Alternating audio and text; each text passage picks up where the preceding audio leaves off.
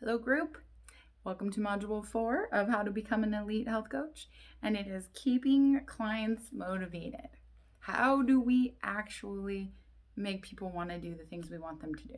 Okay, well, I want you to firstly ask yourself, how do other people force you to do things you don't want to do? How does that go for you?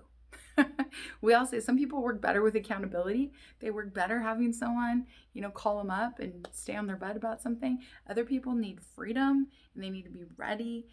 One thing that is factual for both personality types is people need to be ready themselves. You can't coax someone or threaten someone into doing something. That's just not your job. So what we talked about back in, I think, module 2 was it is not your job to drag anyone across the field through the finish line. That is not your job. That is not what you get paid for. And let me tell you right now, it will burn you out and it will suck all that precious passion out of your body that was meant for so many people who are actually ready and willing to work with you.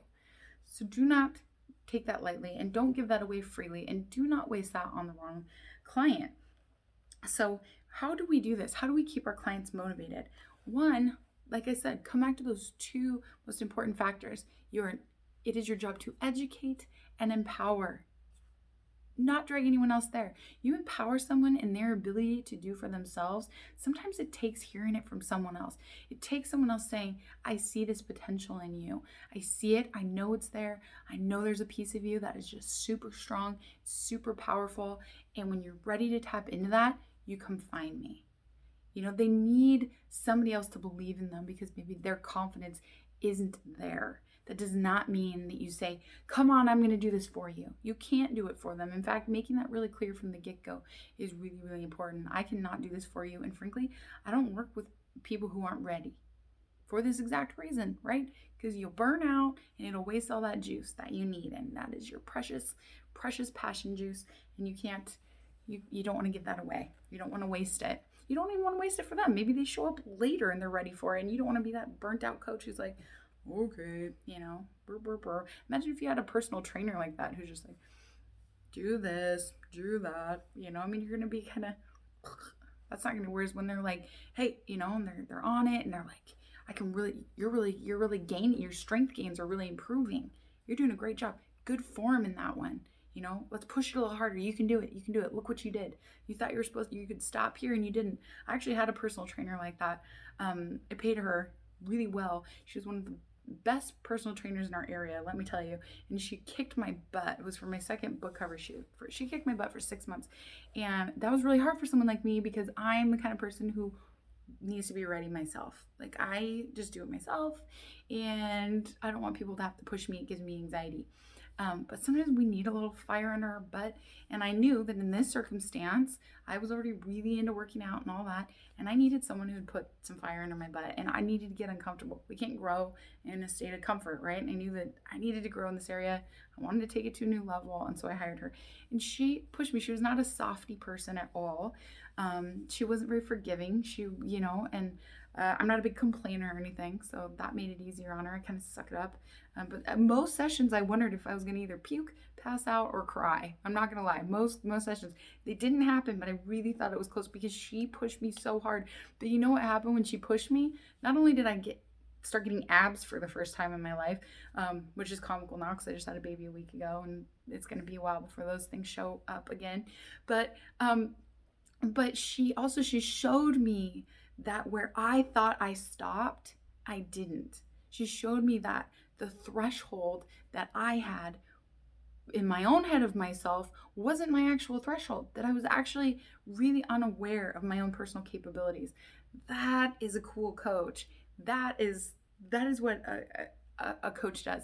That is what you do to keep clients motivated. You show them that they're capable of these victories, that's why they hired you, because if they could do it all themselves, they wouldn't have brought someone else in. So it's a fine line, obviously, between letting them know that they need to be ready and willing to work with you and also push them just a little bit. And you do this with education and empowerment. Education is so important.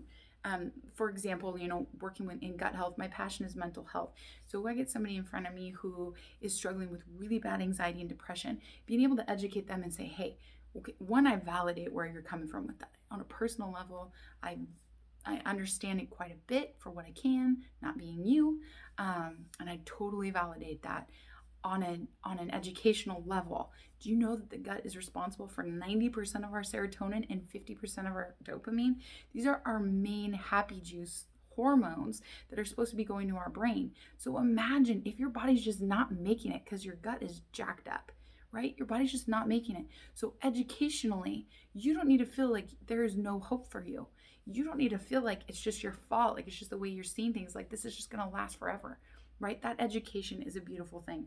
And then we get to the empowerment piece. We can say, I can tell, from who you are that you are capable of all this stuff. And I would love to work with you. I've seen really good success in this arena. And, when you're ready, it's not something, maybe you're not ready today, but when you're ready, you come find me and this is what we'll do together. That is what a great coach does. That is how they keep their clients motivated. One of the other big parts about keeping your clients motivated is having the right client. Okay, you need to find your ideal client. That is your niche. We're going to talk more about your niche in the next module, but you need to find your ideal client because, like I said before, don't go out there knocking on doors with flyers and begging people to please work with you. When have you ever bought anything or worked with a person who is basically, please just give me a try. I'll try really hard for you. No, we're like, maybe to do them a favor, but are you really going to give it your 100% if that's the case? No. As opposed to you have somebody and you hear rumors that they do really well, or they carry themselves with confidence that they're really good. Like, hence my personal trainer that I hired, right? Like, she's tough. Like, you look at her and you're like, wow, she'd beat a lot of people up probably, It's a little intimidating, I'm not gonna lie.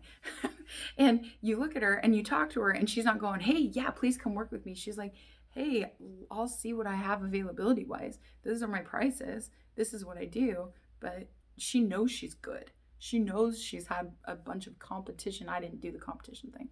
I'm more holistic, did that stuff. But she's got all these medals from all these clients that have won all these competitions. She knows her value and she's not desperate for your money. And frankly, with her reputation, whether you have a reputation or not, this is so important, by the way, but with her reputation, she doesn't want to demean that reputation by wasting it on people that are going to not work with her, that are going to make her stuff look bad, right? So that is the same for you as a coach. And you don't have to be cold or mean about it. It doesn't make you selfish. It makes you confident. It makes you a respectable coach. So finding your ideal client that's like I was when I was finding, like, I hate people pushing me, but I got this book cover shoot. It's been a crazy year, and I think I need to push myself. I'm ready. I was ready. See, I still made the choice. I was ready to push myself to a different level, and I'm going to seek out somebody who is willing to do that. And I knew that I had to show up for her. There was no half-assedness, and I did. And I got so much out of that because I got to see what I was capable of because she did her job. That is how we keep clients motivated. And the most important thing first is developing your own confidence. And then 2, finding your ideal client. And that ideal client will come to you if you set your expectations on the table first. And it takes that confidence to do it. Even if you're brand new, fake it till you make it. It doesn't matter because you need that confidence for people to trust you. It builds rapport. So that is the end now of module 4. We're going to go to module 5, which is all about finding your niche. Can't tell you how important this one is. So do feel free, like I said, comment on this video in the closed group. Tell us what you think.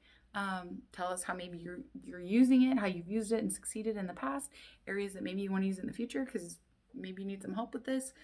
Just chat with each other about it, and we will see you in module 5.